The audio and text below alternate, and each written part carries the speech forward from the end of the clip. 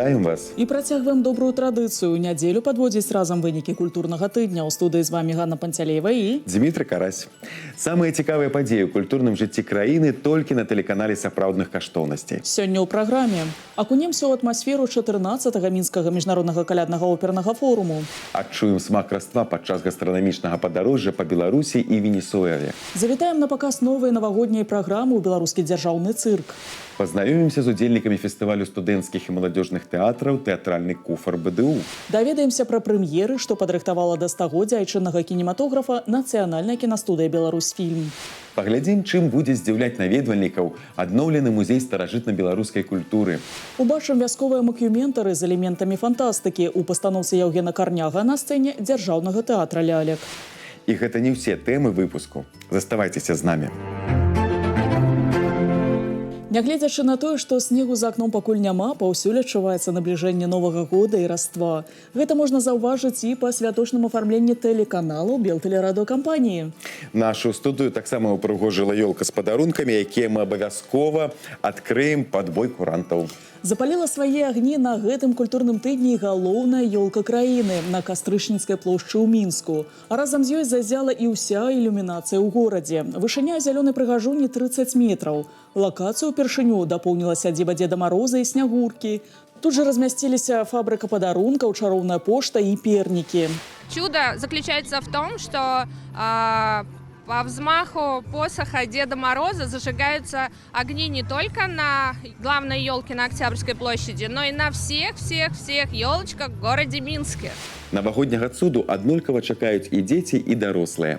Таму сустрэча з Дзедам Марозам і яго ўнучкай Снягуркай прынясе масу прыемных эмоцый. Загадаць жаданне і атрымаць падарунак можна ў сталічнай рэзідэнцыі чараўніка, якая таксама адкрылася на гэтым тыдні ў Мінску. У сувязі з тым, што ў парку Горкага праводзіцца рэканструкцыя, на навагоднія святы Дзед Мароз будзе гасцяваць у першым нацыянальным гандлёвым доме. Здесь, в резиденции Дедушки Мороза, до 14 января вы можете прийти, пообщаться с Дедом Морозом, вы можете поиграть с ним, посидеть на коленках, шепнуть на ушко свое самое заветное желание. И Дедушка Мороз, как настоящий волшебник, постарается ваше желание исполнить. А заўтра ў краіне стартуе навагодняя дабрачынная акцыя «Нашы дзеці». Марафон добра ахопіць больш за 130 дзіцячых устаноў. Традыцыйна цэнтральнымі падзеямі акцыі стануць дабрачыннае навагодняе свята ў Палацы Рэспублікі і навагодні бал для моладзі ў Палацы Незалежнасці. Зянне зорак на гэтым культурным тыдні можна было заўважыць і ў Вялікім тэатры Беларусі. На адну з галоўных музычных падзей снежня, мінскі міжнародны калядны оперны форум, з'ехаліся калектывы і выканаўцы з розных краін. Сёння заключны дзень фестывалю. У яго афішы гала-канцэрт «Спадчына Алены Абразцовай» з удзелам пераможцаў і удзельнікаў конкурсаў, якія носяць яе імя розных гадоў.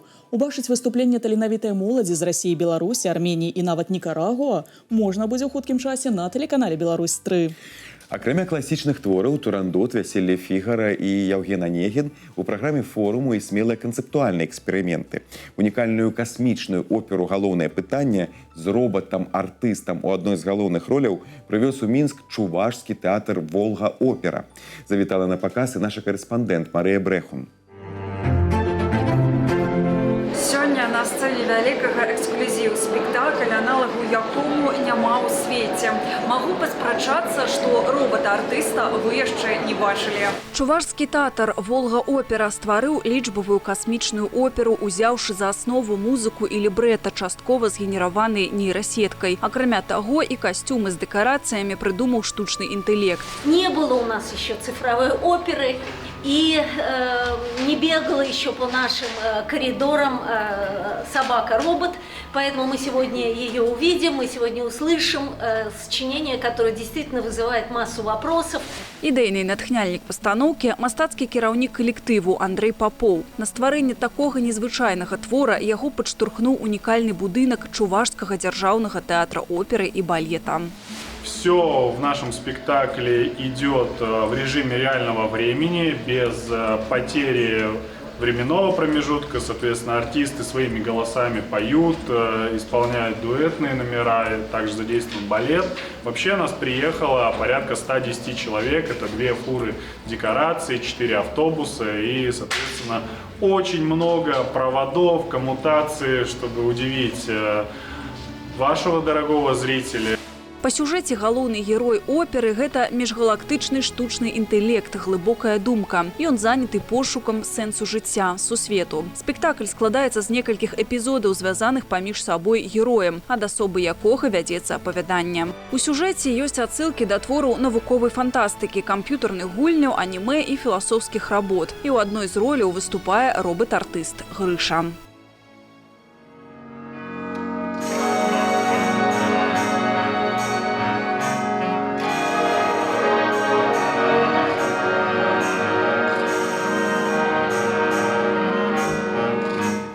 У антракте все охвотные смогли поглядеть на Грышу ближе, сфотографовать его. Робот-собака играет в целом эпизоде, который полностью сгенерирован, кстати, нейросетью. И музыка, и либретто, и выходит робот-артист в этом эпизоде. Он длится порядка 12 минут. Акрамя высоких технологий, у спектакля выкарыстоўвалі традыцыйныя классічныя падыходы да стварэння партытуры. Мы выходим за рамки дискуссий «человек или техника», прогресс или традиция. Я считаю, что просто человек меняется, и автор меняется с течением времени. И можно сказать, что эту оперу написал киборг, да, то есть человек и технологии. Беларуская публіка за дні каляднага опернага форуму атрымала новыя яркія эмоцыі і пазнаёмілася з рэпертуарам тэатраў калег з Расіі, у чым упэўніліся Марыя Брэхун і Артём Глушук на гэтым культурным тыдні. Адчуць смак новага года і раства на гэтым культурным тыдні прапанавалі ў музеі Лошыцкая сядзіба. Там прайшло мерапрыемства з удзелам лацінаамерыканскага культурнага цэнтра імя Сімона Балівара. Нягледзячы на адлегласць Беларусь і Венесуэлу, аб'ядноўвае адна важная рэч – асаблівая любоў да традыцый і святочнай кухні. У Баліварыянскай рэспубліцы гэта час яркіх смакаў і каларыту.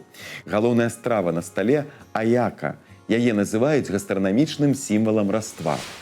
Чтобы приготовить аяку, нам обязательно нужно иметь банановый лист, а в него уже идет основной ингредиент. Готовим массу из кукурузной муки, а в нее заворачиваем различные виды мяса, все это перемешивается, добавляются овощи, и вся эта смесь соединяется и заворачивается в банановый лист. Яшчэ адзін важны элемент свята – пан-дэ-хамон, рулет з вяндлінай, разынкамі і алівамі, які падаюць да стала. Менавіта працэс прыгатавання гэтай традыцыйнай каляднай выпечкі венесуэльцаў і прадэманстравалі наведвальнікам мерапрыемства. Лично для моей семьи тоже было очень характерно. Это такие традиции, наверное, от бабушки перешли в нашу семью, когда на рождественский стол готовились именно мясные блюда, именно мясной рулет. Галоўная святочная страва каляднага стала беларусаў – сытная куцця. У музеі яе прыгатавалі па рэцэпце, што захавала беларуская сядзіба 19 стагоддзя. Таксама прапанавалі пакаштаваць вушкі з грыбамі. Вядома, што гэтую страву падавалі на калядны стол у сям'і Ядвігі Любанскай, апошняй гаспадыні Лошыцкай сядзібы. На самом деле кутьи три, да, как вот троица, так и три кутьи. Но именно на Рождество подают так называемую сытную кутью. Это не постное блюдо, но оно сладкое. Его на самом деле любят дети, хоть которые кашу на самом деле не едят. Это первое, наверное, главное блюдо, которое ставят на стол. Сыта – это мед или медовая патока, или сахарный сироп сегодня можно заменить. И обязательно в эту кашу, когда ее варят, добавляют изюм, орехи, цукаты можно добавлять. У Беларусі на раство спяваюць калядкі, а ў Венесуэле сябры і сваякі ходзяць з дому ў дом і выконваюць агінальда, што ў перакладзе азначае падарунак. Падчас мерапрыемства іспанская народная песня прагучала ў выкананні вучняў адной са сталічных школ. Мы были сегодня приятно удивлены, слышали такой музыкальный жанр, как агинальдос. По сути дела, это те же самые калядки, как и есть в нашей культуре. И там, и здесь прославляется родившийся Христос. И невзирая на то, что Венесуэла находится за океаном, да, по отношению к нам, тем не менее, вот христианская культура, христианство, да, оно дает такие приятные плоды, да, преобразовывая культуру любого народа. Беларусь і Венесуэла такія розныя, але такія падобныя ў імкненні зрабіць святы цёплымі і смачнымі. Калі ў Венесуэле на яркіх фарбах і сумеснай весялосці, то ў Беларусі акцэнт на хатняй утульнасці і традыцыях. Единые традиции, единые подходы в приготовлении. Наверное, все то, что готовится, это готовится с любовью, очень проникновенно для всех членов семьи. Поэтому, кроме того, что встречаются все виды мяса, все зерновые культуры представлены, наверное, самое главное, что объединяет, это любовь. Любовь к традициям национальным, любовь к членам семьи, ну и, наверное, любовь к стране. Акунуцца ў навагоднюю атмасферу пад акорды вясёлай казкі на гэтым культурным тыдні прапанавалі ў беларускім дзяржаўным цырку. Напярэдадні зімовых вакацый там прадставілі новую праграму «Навагодні яралаш». Згодна з сюжэтам, галоўныя героі спяшаюцца даставіць доўгачаканыя падарункі ўсім дзецям на планеце. Але іх шлях будзе доўгім, і на ім будуць чакаць розныя выпрабаванні. Сюжет просто фантастический по той простой причине. Не будет таких злых персонажей. Будет Неумеха и Снеговик, которые захотят опередить Деда Мороза со Снегурочкой, чтобы они попытаются детям подарки вручить. Баранавічы на гэтым культурным тыдні сталі цэнтрам значнай падзеі рэспубліканскай грамадска-культурнай акцыі «Марафон адзінства». Мерапрыемства сабрала тысячы людзей. Цягам 2 дзён там прайшлі творчыя сустрэчы з вядомымі грамадскімі дзеячамі і выступленні выканаўцаў на прадпрыемствах. Фінальным акордам стаў гала-канцэрт з удзелам мясцовых калектываў і яркіх артыстаў з розных рэгіёнаў краіны. Наступным горадам, што будзе прымаць гасцей і удзельнікаў марафона адзінства, стане Брэст. Там мерапрыемствы і акцыі пройдуць 20 і 21 снежня. Такого единства белорусов я, честно говоря, давно не ощущал. И оно прям в воздухе чувствуется, прям такой какой-то даже вибрации, если хотите. Именно вот такая позитивная, безусловно. И ты видишь глаза людей, когда они понимают, что сейчас в мире происходит, и они понимают, что вот он, его друг, брат, сосед, человек, который вот рядом живет, что это вот то плечо, на которое он может положиться. А ўжо заўтра ў Маскве міністр культуры Рэспублікі Беларусь Руслан Чарнецкі прыме ўдзел у сумесным паседжанні калегіі Міністэрства культуры Рэспублікі Беларусь і Міністэрства культуры Расійскай Федэрацыі. Падчас сустрэчы будуць абмеркаваны вынікі сумеснай працы ведамстваў у гэтым годзе і намешаны планы на будучы. На паседжанні плануецца падпісанне дарожнай карты супрацоўніцтва паміж ведамствамі на 2025 год. Магілёў, Гомель, Мінск на гэтым тыдні прымалі рэгіянальныя адборы да міжнародных конкурсаў у рамках 34-га міжнароднага фестывалю мастацтваў «Славянскі базар» у Віцебску. Беларуская сталіца стала апошнім горадам, дзе спрабавалі свае сілы таленавітыя выканаўцы, каб заваяваць пуцёўку на брэндавы конкурс. Каля 3 тыдняў па ўсіх абласцях праходзілі рэгіянальныя адборы, у якіх прынялі ўдзел канкурсанты ад 18 до 31 года сярод дарослых і ад 8 до 14 год сярод дзяцей. Сколько я участвую в отборочных турах на «Славянский базар», всегда, где что-то надо доработать, это взрослым. А дети справляются не просто на хорошо, а на отлично.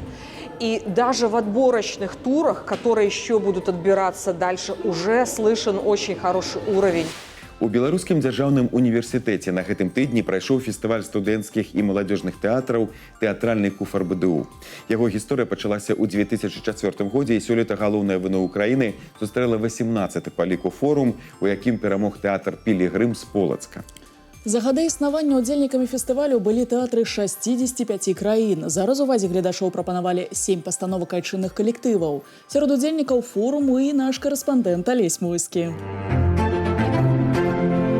Як птушка Фенікс адрадзіўся і расправіў крылы тэатральны куфар і адправіўся на ўзлёт, як сведчыць дэвіз сёлетняга фестывалю.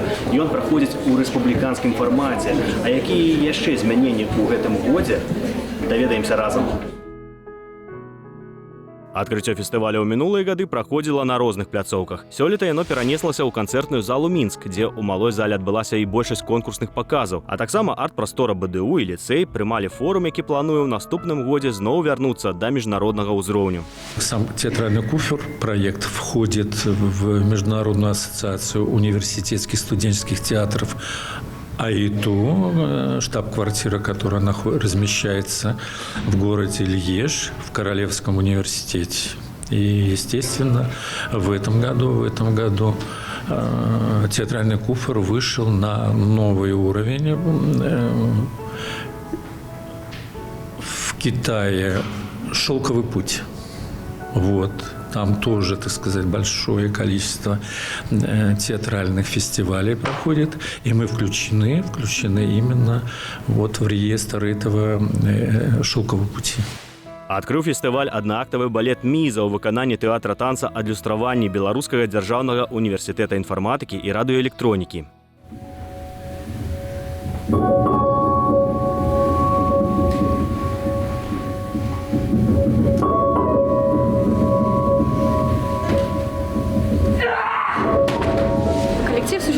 уже 24 года. В следующем году будет юбилей. Вот мы сегодня представили спектакль «Миза» под названием «Миза». Номер про, исходя из названия, мизогинию, общеизвестный термин, но про то, как женщины в обществе могут угнетать или негативно влиять на таких же, как они, женщин. И, собственно, спектакль был об этом. Каждый мог увидеть немножечко себя в этом. Очень эмоциональный спектакль. У нас участники за кулисами немножечко там плачут, в том числе и я. Акрамя сталічных калектываў, сёлета ў конкурснай праграме выступленні тэатраў з Полацка і Віцебска, а таксама ўпершыню ў тэатральным куфары прымае ўдзел тэатр «Атмасфера» з Магілёва. Театр «Атмосфера» был образован в 2023 году на базе Могилевского государственного колледжа искусств. Цикловая комиссия режиссуры театрализованных представлений и праздников. И пусть история коллектива совсем вот-вот ничего, да, не долго, не длинная, мы уже выезжаем на конкурсы, выступаем в городе Могилеве. И вот это наш первый такой крупный фестиваль.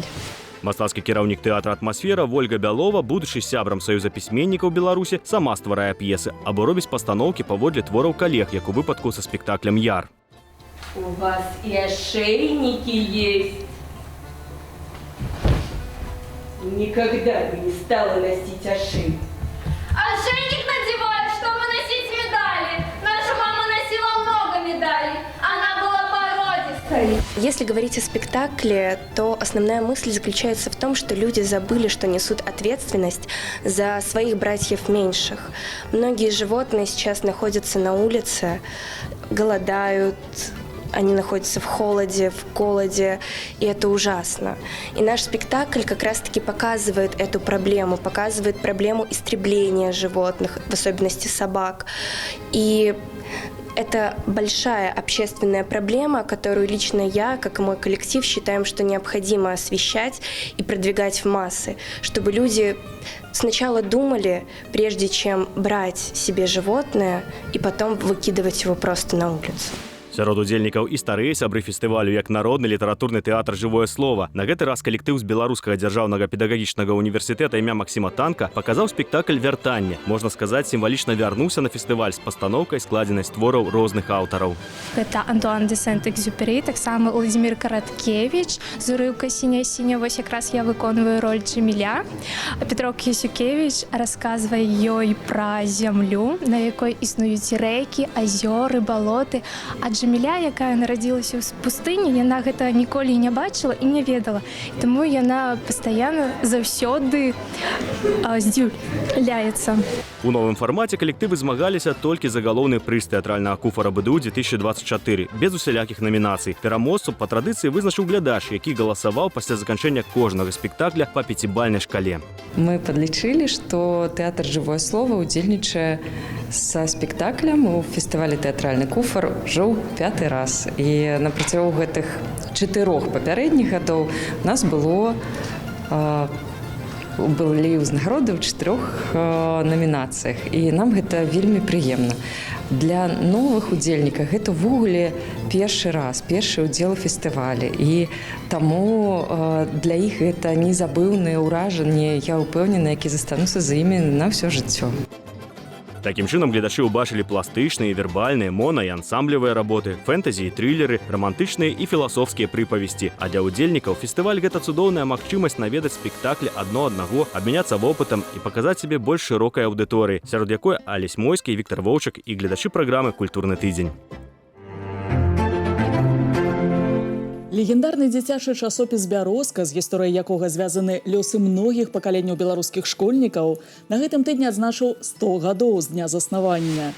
Святочная імпрэза, прысвечаная юбілею грамадска-палітычнага літаратурна-мастацкага выдання для падлеткаў, прайшла ў Дзяржаўным музеі гісторыі беларускай літаратуры. Часопіс выходзіць штомесяц на 32 старонках з тыражом больш за 1000 асобнікаў. Кожны нумар складаецца з мноства рубрык, накіраваных на інтэлектуальнае і псіхалагічнае развіццё юнакоў і дзяўчат, пашырэнне іх культурна-мастацкага кругагляду і творчых уменняў. Там друкуюцца літаратурныя, журналісцкія і навуковыя творы. Мы целый год осветляли беларускую міфалогію сучаснай мовай. Вось, мы расказвалі, якія ёсць цікавыя нячысцікі, богі, у якіх верылі старажытныя беларусы. Вось, мовай, якую было б цікава чытаць. Такім чынам мы намагаемся быць дзесьці паміж культурным асяроддзям і папулярнымі трэндамі моладзі. А 17 снежня свой векавы юбілей адзначыць беларускі кінематограф. У гэты дзень у 1924 годзе быў створаны трэст Белдзяржкіно, з якога пачалася гісторыя нацыянальнай школы. Наша краіна ганарыцца вялікай калекцыяй фільмаў айчыннай вытворчасці. Гэта і стужкі ваеннай тэматыкі, і дзіцячае кіно, і дакументальнае, анімацыйнае, якое заваёўвае самыя прэстыжныя ўзнагароды на розных міжнародных фестывалях і конкурсах. Да стагоддзя айчыннага кінематографа Нацыянальная кінастудыя «Беларусьфільм» прэзентавала трылогію стужак, прысвечаных асноўным этапам гісторыі айчыннай кінаіндустрыі. Таксама на гэтым культурным тыдні ў шырокі пракат выйшаў фільм «Чорны замак», зняты Нацыянальнай кінастудыяй «Беларусьфільм» і расійскай кампаніяй New Art Cinema Production, паводле рамана Уладзіміра Караткевіча «Чорны замак Альшанскі». Якіх яшчэ прэм'ер чакаць у юбілейны для айчыннага кінематографа год, міжнароднае супрацоўніцтва Нацыянальнай кінастудыі «Беларусьфільм» і святочныя мерапрыемствы, што пройдуць да стагоддзя беларускага кіно, у наступнай размове. Юрий Марьянович, приветствуем вас. Про «Красную шапочку», «Приключения Буратино». Для меня в свое время детское кино всегда ассоциировалось с «Беларусьфильмом», так же, как и для многих военные картины также ассоциируются именно с белорусским кино. Как вам кажется, почему именно этими жанрами в свое время была сильна наша киностудия? Здесь работали профессионалы, которые снимали доброе, хорошее детское кино. И мы воспитывались на этих фильмах. Это лучшие режиссеры, хорошие операторы, хорошие сценарии. И самое главное – это «Беларусьфильм». Почерк «Беларусьфильма» все знают за пределами нашей страны, и это общемировое признание. Ну, конечно, безусловно, «Беларусьфильм» снимает военные фильмы. Вот. Я хотел бы сказать, что в этом году мы сняли достаточно неплохой военный фильм. Это «Время вернуться», режиссер Иван Павлов. Вот. Он востребован в прокате, востребован сейчас и на площадках интернет-пространства, поэтому хорошая, достойная тематика, и в каждом фильме мы отображаем подвиг белорусского, можно сказать, советского народа и роль в освобождении нашей страны и в целом в победе. Символично ли для вас то, что первым отечественным игровым фильмом стала картина Юрия Тарича «Лесная быль», которая словно определила на многие годы вектор белорусского кино? Вы знаете, Юрий Тарич и первый фильм снял для татар кино, для многих, поэтому для нас это символично, и мы сейчас провели реставрацию этого фильма. Мы сейчас его озвучиваем там по-новому, музыку накладываем, там прорабатываем, чтобы наши люди могли смотреть нормальное, качественное, хорошее кино. С какими эмоциями подвели итоги юбилейного листопада? Этот фестиваль, 30-й юбилейный для Беларусьфильма, выдался с хорошими результатами. Мы участвовали во всех конкурсах. Вот, много наших картин, наших работ получили призы. И самое главное, международное сообщество узнало качественные наши картины. Российско-белорусская картина «Батька Минай», сотрудничество с Татар-кино, белорусско-китайская картина «Навеки вечная». Сотрудничество с киноиндустриями каких стран еще интересно Беларусьфильму? «Батька Минай» – это для страны знаковый проект. Это, можно сказать, такой межгосударственный, между Россией и Беларусью. Наше Министерство культуры наше выделило финансы. Фонд кино выделили финансы Игорю Угольникову. И я уверен, мы снимем достойную, хорошую картину. Я бы хотел заострить внимание. Очень важна совместная или копродукция в производстве фильмов. Потому что это дает, знаете, возможность зайти на рынок этих государств. Очень просто будет, если мы снимем фильм совместно с Китаем, войти на рынок и показать кино там. Потому что просто с белорусским фильмом довольно сложновато. Я уже пробовал, но все-таки копродукция дает такую возможность. Также с Российской Федерацией. Чем обещает покорить зрительские сердца картина «Навеки вечные»? Для нашей киностудии совместная работа с Китаем – это очень знаковый проект.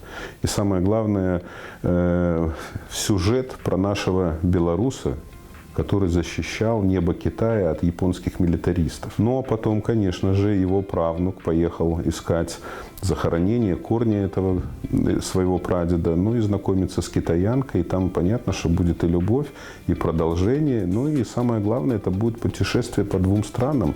Это будет Китай, это Беларусь, лучшие локации Минска, Бреста, других городов. Поэтому мы постараемся через этот фильм показать нашу культуру. Юбилей Беларусьфильма охватил практически всю страну. Какие мероприятия запланированы? К нам едут гости из Индии, люди, которые занимаются кинопроизводством. Мы презентуем киностудию, они еще раз посмотрят наши возможности. И я очень надеюсь, что мы договоримся на какое-то совместное производство. Но самое главное, для наших белорусов мы подготовили ряд документальных фильмов, есть хорошие художественные фильмы, неплохая анимация в этом году. Мы будем показывать самое лучшее кино, которое у нас есть на Беларусьфильме. В рамках празднования проходят мероприятия в кинотеатрах, в киновидеопрокатах, вообще в целом по республике. Организовываются выставки, посвященные белорусскому кино, награждаются наши люди за лучшую работу, вручаются грамоты, благодарственные письма. Я уверен, что это очень важное событие, должно отразиться, ну, и в коллективах в целом, у тех людей, которые задействованы в кинопроизводстве. З нагоды знакавай даты тэлеканал «Беларусь-3» правядзе маштабную тэматычную акцыю. 17 па 20 снежня ў эфіры будуць дэманстравацца стужкі з залатой калекцыі «Беларусьфільма». А 21 снежня цягам дня пройдзе марафон беларускага кіно, ігравога, дакументальнага і анімацыйнага. Папярэднічаць паказам будуць сустрэчы з дзеячамі беларускага кінематографа, якія завітаюць у студыю на нашага калегі Сергея Кацьера. Падчас размовы можна будзе даведацца пра апошнія творчыя дасягненні сучасных аўтараў. Таксама у гэты дзень адбудзецца прэм'ера дакументальнага фільма Сергея Кацьера «Золото листопада», прысвечаны 30-годдзю Минского международного кинофестиваля. «Золото листопада», как мы назвали этот фильм, это не золото, знаете, вот призы и фильмы, победители. Золото – это люди. Люди, которые стояли у истоков, которые потом подхватывали этот фестиваль, которые сделали из маленького фестиваля показа российских фильмов большой брендовый международный кинофестиваль, о котором знают действительно во всем мире. На 20 снежня запланавана адкрыццё пасля рэканструкцыі музея старажытна-беларускай культуры Цэнтра даследаванняў беларускай культуры, мовы і літаратуры Нацыянальнай акадэміі навук. Яшчэ на этапе абнаўлення музея убачыў як прылады працы першабытнага ладу, так і слуцкія паясы. Наш карэспандэнт Алесь Муйскі. У тым, што беларуская культура абмяжоўваецца не толькі лапцямі і саламянымі стрэхамі, пераканаў яго дырэктар музея Барыс Лазука, які правёў першую эксклюзіўную экскурсію менавіта для нашай здымачнай групы. Борис Андреевич, віншую вашей особе музей старажытна-беларускай культуры з 45-годдзя. Мы яшчэ з вами паговорым, як ён будзе выглядаць пасля рэканструкцыі, але спачатку хацелася пачуць ад вас, што уяўляў сабой музей пры яго стварэнні. З задавальненнем все паспрабую вам расказаць. 45 гадоў гэта сапраўды і вялікі, і не такі ўжо значны адрезак часу. Но тым не менш, 45 гадоў это быў Савецкі Саюз. Это былі адпаведныя нормы, стандарты і правілы па арганізацыі музейнай прасторы.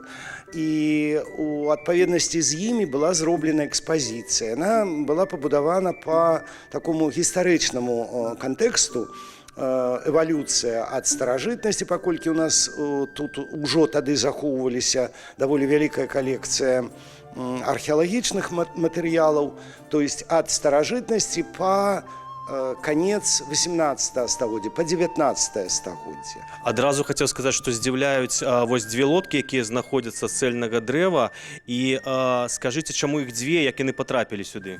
Это асобная гісторыя. Першую лодку знайшлі яшчэ ў тыя 80-е і 90-е гады выпадкова. Бераг Прыпяці на Гомельшчыне пасля паводку абнажыў менавіта астол адной з такіх лодак. Лодка трапіла да нас.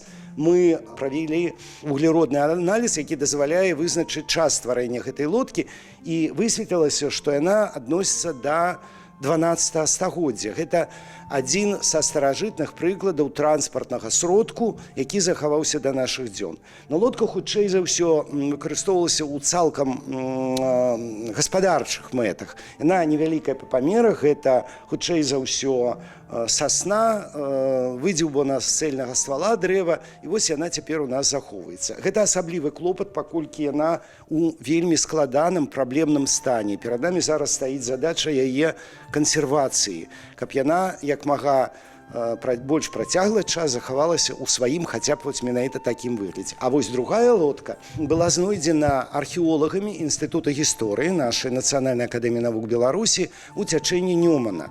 Яе фактычны памер складае прыблізна 9 метраў, но захавалася 8,5. Я ведаю, што у вас ёсць вялікая калекцыя посуду яшчэ ў суседняй зале. Давайте паглядзім. Запрашаю. Калекцыя керамікі, традыцыйнай керамікі вельмі багатая. Гэта некалькі тысяч прадметаў, якія захоўваюцца. Я хачу звярнуць нашых шаноўных тэлегледачоў яшчэ на адну вельмі цікавую галіну керамічнай вытворчасці аб'ектаў. Гэта цацкі. Калекцыя іх вельмі багатая. Тут толькі маленькая частачка прадстаўлена, но аб чым яны расказваюць? Ну, па-першае, аб традыцыі таго, што немаўлятку ў рукі для забавы давалі менавіта такую цацку. Бацькі такім чынам разлічвалі, што быццам бы яму ў рукі даецца нешта добрае, якое будзе выступаць у якасці заступніка. Большасць з іх яны маюць адтулінкі пэўныя, то есть гэта свісцёлкі. І гук таксама, як лічылася, можа адпужваць нейкія нядобрыя, нячыстыя сілы. І немаўлятка будзе расці хорошым, добрым і шчаслівым. Я злавіў сабе на думцы, што гэта атрымліваецца не проста музей, а па сутнасці і навуковая лабараторыя, у тым ліку, калі мы можам аднавіць нейкія промыслы. І я ведаю, што і нацыянальных строяў у вас багатая калекцыя. Гэта, безумоўна, так. Безумоўна. І прыклад нацыянальных строяў, я думаю, вельмі яскравы. Калекцыя нацыянальнага касцюма, нацыянальны маркер, сімвал Беларусі. Традыцыйныя строі, комплексы, вучоныя яшчэ з эпохі часоў Міхася Раманюка сфарміравалі вызначаныя галоўныя комплексы і строі раянирования так званае зрабілі. Але вучоныя працягваюць даследаваць гэта ўсё. У нас захоўваецца самая вялікая ў рэспубліцы і самая вялікая ў свеце калекцыя беларускага традыцыйных народных касцюмаў, строяў, комплексаў. Яны ўсе арыгіналы. Наведаўшы ваш музей, гэта як прачытаць кнігі Адама Міцкевіча або Владзіміра Караткевіча, даведацца, што беларусы гэта не толькі сяляне ў лапцях пад саламянымі стрэхамі, але яшчэ і арыстакраты, і шляхта. І вось мы бачым тут шляхціча, які, напэўна, будзе ўпрыгожаны слуцкім поясам. Працэдура павязвання пояса, контушовага слуцкага пояса, это даволі складаная і такая працяглая, бо шляхціцу для таго, каб апрануцца і выйсці ў людзі, у свет, паехаць кудысьці на нейкую урачыстасць ці проста выйсці да абеду, трэба было паслугі і дапамога камердзінера, які гэта павязваў. Ну, паколькі яго ў нас зараз няма... Вы будзеце камердзінерам сёння? А шляхціц у нас на манекене. Ну, паспрабуем штосьці падобнае зрабіць. І так, пояс абавязкова складаўся ўдвая. Звярніце, калі ласка, увагу, што ён мае розныя колеравыя і танальныя адценні. Вось тут больш светлыя, а тут больш цёмныя. Больш таго, паловы гэтыя таксама адрозніваліся. Паглядзіце, калі ласка, тут самая цёмная частка, а тут больш светлая, чаргаванне гэтых палосаў.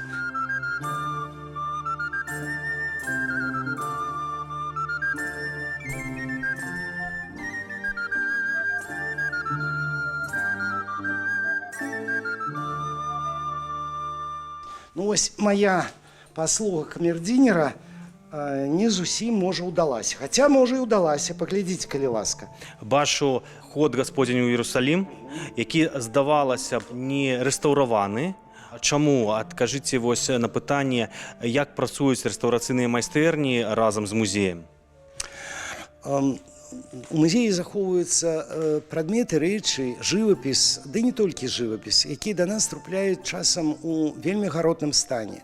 У такім стане, што іх, як цяжка хворых людзей, трэба толькі гарызантальна на руках несці. І у нас ёсць такія аб'екты. Таму у нас пры музеі ёсць невялікая рэстаўрацыйная майстэрня, но ў дадзеным выпадку мы бачым з вами абраз, які не ў такім складаным і невырашальным стане.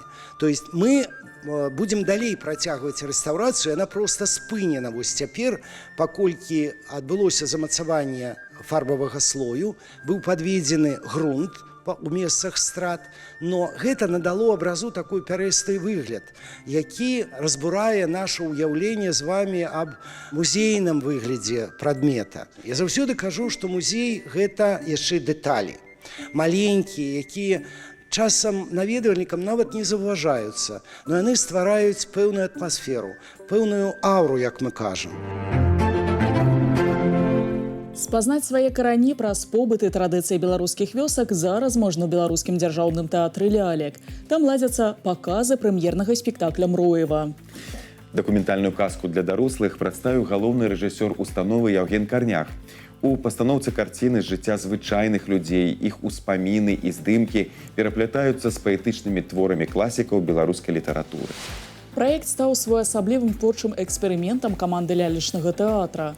Падзеі на падмостках не вынік рэжысёрскага прачытання канкрэтнага тэкста, а сумесны з акцёрамі пошук цікавых сцэн. Такі метад называецца этюдным. Падчас падрыхтоўкі прэм'еры артыстам давалі рэквізіт, з якім ім прапаноўвалася прыдумаць замалёўкі. Адсюль з'явіліся ідэі. Акрамя таго, задзейнічаным у пастаноўцы таксама выдавалася хатняе заданне, напрыклад, узяць интервью. Мне нужно было взять интервью у моей бабушки, которой 85 лет. Вот. И я взяла у нее интервью на 2,5 часа, получилось ее монолога о ее жизни. И это замечательный, прекрасный опыт, потому что она рассказала очень много интересных вещей. Некоторые из них задействованы в спектакле. Мінскай публіцы дэманструецца цыкл карцін жыцця беларускай жанчыны. Знакавыя эпізоды з яе лёсу параўноўваюцца з спорамі года. Так Ганна Гаспадарык прадставіла вобраз нявесты, які суадносіцца з летам. Вясновы перыяд юнацтва дастаўся Александры Лакутінай, што далучылася да калектыву тэатра ў гэтым годзе. Это первая роль, которая рождалась с нуля, в которой ты непосредственно принимаешь участие. И вообще эта вся удивительная история, жизненная, настоящая, она рождается на твоих глазах. И очень волнительно и трепетно принимать участие в этом творческом процессе. Цікавы жанр пастаноўкі – дакументальныя казкі. За яе выдуманую частку адказвае уласнае сэнсаванне рэжысёрам сваіх каранёў. У Вазе Мінчан праз нацыянальныя традыцыі і побыт паказана арыгінальная версія беларускай вёскі. Тут перад гледачамі паўстае свет, у якім балоты краіны не асушаліся, а традыцыйныя хаты пераўтварыліся ў шпакоўні. Сцэнаграфія падтрымліваецца відэа. Кадры дэманструюцца праекцыяй у рэальным часе. Вот этот взгляд на историю Беларуси мне как режиссеру очень важен, потому что, участвуя в фестивалях, и ты видишь, например, спектакль может быть современный, но то, что больше всего ценится, ну, например, для меня то, что интересно, это когда я вижу на фестивале именно аутентику там определенной страны. И я понимаю, что сила в театре, ну, по крайней мере, мне так кажется, именно в истоках Беларуси. Вобразнасцю адрозніваецца і гукавое суправаджэнне пастаноўкі. Артысты амаль не прамаўляюць слоў. Іх дзеянні на сцэне дапаўняюцца запісамі інтэрв'ю. Такую камерную атмасферу падтрымліваюць і іншыя элементы прэм'еры. Альтэрнатыўны свет пастаноўкі Мроева акцёры літаральна ствараюць сваімі рукамі, непасрэдна перад гледачамі, як у адным з першых эпізодаў, калі ў басейне складаюць ландшафт вёскі. Дарэчы, ідэя зрабіць ваду часткай пастаноўкі была адной з першых падчас падрыхтоўкі. Мы приступили к репетиционному процессу еще летом, и Евгений Евгеньевич сказал, что ну, у нас лето, у нас вода, давайте репетировать на улице. И мы вот здесь во дворике репетировали, все там с окон соседних домов за нами наблюдали, что это театр кукол, что они придумали, спектакль на улице будет, может быть, нет. Это такая тоже красивая часть, потому что ее тоже можно подснять красиво, с ней можно какие-то отражения снять.